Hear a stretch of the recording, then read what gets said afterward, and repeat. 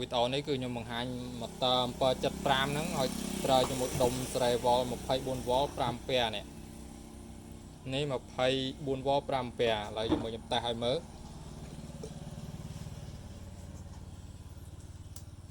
នេះអានេះគឺ 3.2 វ៉លវាដំណើរការវិលនេះវិលហើយជាមួយខ្ញុំបើកឲ្យដល់21សាក់មើលនេះ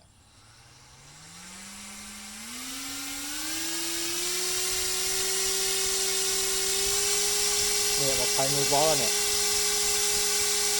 គឺកម្លាំងវាខ្លាំងមែនតើនេះតម្លៃនេះស្ដាប់តម្លៃដឹងហើយតម្លៃដូចយន្តហោះហ្នឹងនេះអាហ្នឹងប្រើដុំស្រែប្រើជាមួយភ្លើងរត់ដោយសារមានអ្នកសួរប្រើជាមួយភ្លើងរត់អីកាត់នេះដុំស្រែប្រើបានចាំមើលទៀមតមកទៀតខ្ញុំធ្វើដុំស្រែរបឿនភ្លើងចេញពីថ្មនេះម្ដងចេញពីថ្មហ្នឹងមកចូលដុំស្រែចេញដុំស្រែចូលម៉ូទ័រ